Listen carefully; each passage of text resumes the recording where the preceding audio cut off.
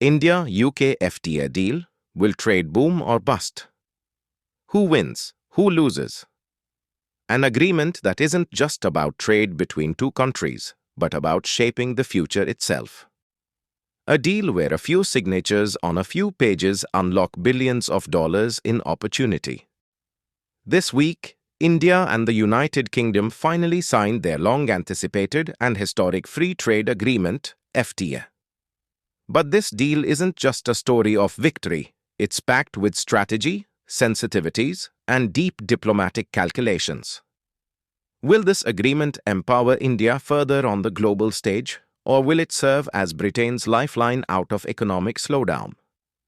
Let's uncover the inside story, exploring which sectors stand to gain and which industries might come under pressure.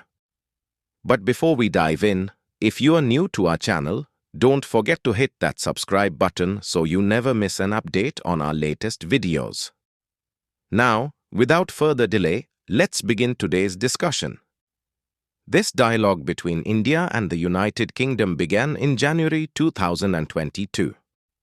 Since then, the two nations have held 14 rounds of negotiations, and finally, in the first quarter of 2025, the Free Trade Agreement was signed. The stated objective? To double the current bilateral trade from $60 billion to $120 billion by 2030. This is no small target. It reflects the mutual confidence both countries have in each other's economies, markets, and capacities. Under this agreement, India has secured nearly 99% tariff lines with full duty-free access.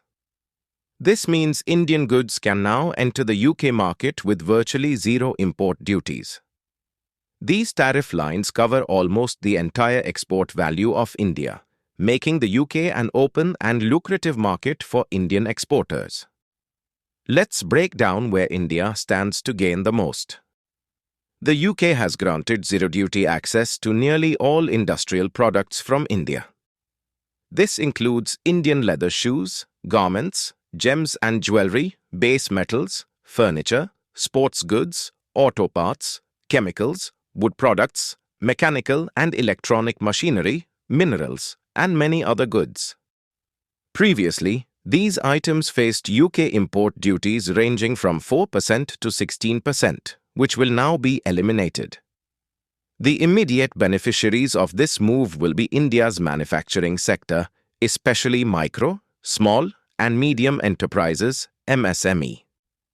On the other hand, India has taken a cautious and strategic approach to protect its domestic interests, especially in agriculture and sensitive industrial sectors. Certain products have been placed on an exclusion list, meaning India will not offer any tariff concessions on them.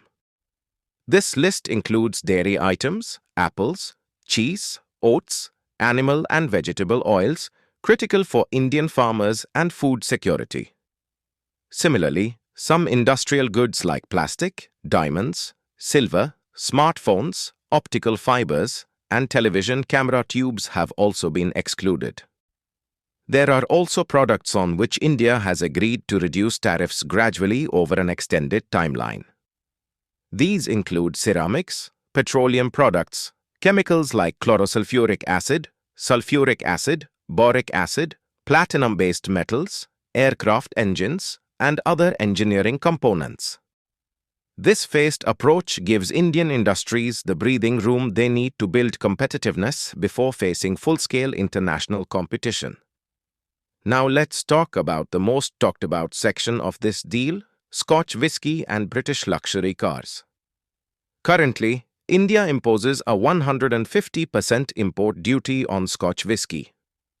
The agreement proposes reducing this duty to 75% in the first phase and eventually to 40% over the next 10 years. It will open a substantial market in India for Britain's high-end spirits. However, it's important to note that Scotch whisky currently accounts for only 2.5% of India's whisky market, so the impact on domestic players is expected to be limited. When it comes to automobiles, the deal offers significant relief for British luxury car makers like Rolls-Royce, Bentley, Aston Martin, and JLR, Jaguar Land Rover. These vehicles, which previously attracted up to 100% import duty, will now be allowed at just 10% duty under a specified quota in the FTA. This is likely to lower prices for such high-end vehicles in India and give Tata-owned JLR a strategic edge. However, the concession is limited to a set quota to ensure that India's domestic auto industry remains protected. Regarding electric vehicles, a prudent move has been made. Only a few thousand EVs will be allowed into India at concessional tariff rates under the FTA. Beyond this quota, no duty concessions will be offered. This aligns well with India's EV mission and the Make in India strategy, ensuring that domestic EV manufacturers are not adversely impacted. But the agreement isn't limited to trade alone. It also opens new avenues in people mobility. The UK has agreed to a structured visa regime for several categories of Indian professionals. Now, Indian business visitors, intracorporate transferees, contract service providers, independent professionals, investors, and their dependents will have the opportunity to temporarily reside and work in the UK. This will make it easier for Indian professionals to find employment, expand businesses, and even settle permanently in Britain. The UK has also created special provisions for Indian professionals such as yoga instructors, musicians, and culinary experts, setting a cap of up to 1,800 individuals. Beyond this, around 16 subsectors have been included for services like computer programming, R&D, engineering, and consultancy, opening massive opportunities for India's thriving IT and tech-based companies. What's more, the UK has confirmed that there will be no economic needs test for these professionals, making the entire process smoother and more accessible. When viewed holistically, this FTA represents a strategic victory for India. On one hand, it has successfully safeguarded its sensitive sectors, and on the other, it has opened the gates of a large, advanced, and developed market for its exporters. Especially for MSME in Tier 2 and Tier 3 cities, this means direct access to high-value markets like the UK, something that was previously unthinkable without heavy duties and middlemen. The political significance of this deal cannot be overlooked. After Brexit, the UK has been seeking to rebuild its credibility in global trade. The FTA with India is not just a commercial pact, but a cornerstone of Britain's foreign policy reset. On the flip side, India, under its Act West policy, aims to deepen trade ties with Europe and the United States. This agreement, therefore, becomes geopolitically and economically crucial for both nations. If our video has taught you something new, do not forget to like and share this video so that this information can reach others as well. Your likes and shares are a source of inspiration for us. If you have any questions or suggestions, please let us know in the comments.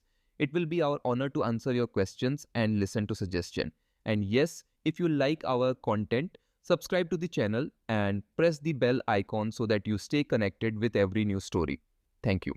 GRT Business YouTube channel sources, news from various news agencies, opinion polls, and other public sources. We try to ensure that every report and summary is accurate and verified, but we are not responsible for any dispute or error. Our aim is only to provide you with accurate information.